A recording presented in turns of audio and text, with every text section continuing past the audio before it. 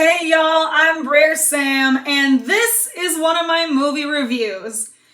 Today was my first viewing of Paths of Glory, directed by Stanley Kuberick, the guy who directed The Shining and Lolita, Dr. Strangelove, Full Metal Jacket, and so on and so on. But this, I believe, was his second film, and it is the least weird of his films.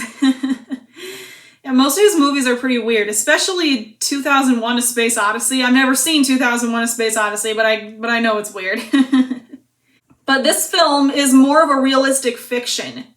It's realistic especially because there's hardly a musical score except when the soldiers are on the battlefield and there's this drum that keeps building up as it reaches like a climax or something. So this film is really realistic. It takes place during World War I. The main things take place in France. Although there was a caption at the beginning that said London 1916, so I got a little bit confused. Like, were they in London? And then my father came out and said they were in France, and I'm like, oh, that was a mistake I made. Yeah, so you have the French army in World War I, fighting against Germany. It's basically just, I don't know if it's based on a true story, but it does take place in the time of World War I when they were fighting against Germany. And the main colonel is played by Kirk Douglas, and the soldiers are going through some rough times. Like there's a whole battlefield scene where there's explosions and Kirk Douglas is walking down this path that's full of dead bodies, and oh my god, like Kubrick really takes his time with this stuff.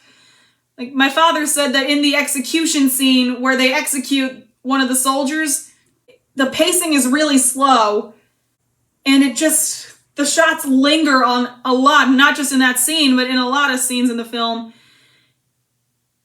And it just keeps going slower, the shots linger, and then after a while you finally get the part where they shoot the guy, and it's really tense. I mean, the slow pace makes it all the more tense. And that was very interesting. And this is actually my first time seeing Kubrick direct anything, so I was impressed with that.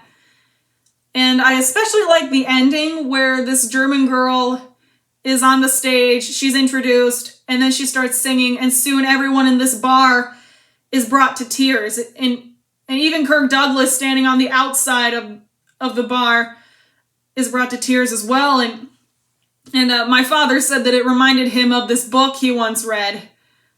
I can't remember what it was called, but it reminded him of that. And the cast is commendable. I like Kirk Douglas very much. Actually, first time I saw him was in 20,000 Leagues Under the Sea, and that was a very good film. And I think the only other cast member in here that I actually recognized was Richard Anderson, because he plays Oscar Goldman in The Bionic Woman. I love The Bionic Woman, so I recognize Mr. Anderson straight away. So this film is very impressive. It's very realistic. Surprisingly realistic, actually, the fact that they chose not to use music in the majority of scenes. So this was impressive, it was realistic, and I remember hearing that Kirk Douglas liked the directing so much, he actually asked Stanley Kubrick to direct another one of his films, and so that's even more impressive. That's great. So this film is very impressive. That's the best way to describe it. Impressive. So, thank you guys for watching. I hope you enjoy. Don't forget to like, comment, and subscribe. And I'll see y'all later. Bye!